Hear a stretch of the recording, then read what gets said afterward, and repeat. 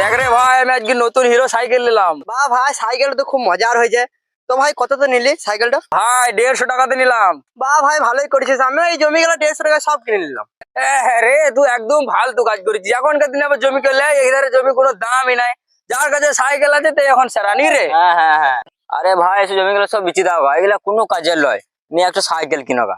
আরে ভাই, এই জমি গেলা আমি বেচবো না। এই জমি গেলা আমার বেটার আর নাতি পুতার জন্য কিনেছি। আমিও এই সাইকেলটা আমার বেটা আর নাতির জন্য কিনেছি। ওরা বড় হবে প্যাডেল মেরি চালিন চালিন যাবে, আর তুই দেখবি। না রে ভাই, তুই খেপা আছিস নাকি? এধারে জমি 3 কোটি টাকা ছাড়া হয় নাকি? আগে 3 কোটি টাকা দে, নি ডিল ডান কর। কিরে ভাই, কি বিচার কেন করছিস 3 কোটি টাকাতে? আরে ভাই, এই সামনে জমিটা 3 কোটি টাকা বেচে দিলাম। বিচি পড়ে এবার ফ্যামিলিকে নিয়ে বসে বসে খাবো। আরে ভাই, তুই দাদু খুব ভালো কাজ করে গেছে রে। আর আমাদের শালা চুদির ভাই এই সাইকেলটা কিনে দিয়ে গেছে। আমার বাপও চালিয়ে মরলো, আমিও শালা চালিয়ে চালিয়ে মরছি। ওদের দিকে জমি কিনে দিয়ে গিয়েছে, আর কোটিপতি গেছে, আর আমার দাদা সালা সাইকেল কিনে দিয়ে গিয়েছে। ভিকারি হয়ে গেছি আমরা। না না, ঠিকই করেছে। তুই ওই সাইকেলটা রিস্ক বানাগানি ভাড়া খাটাগা।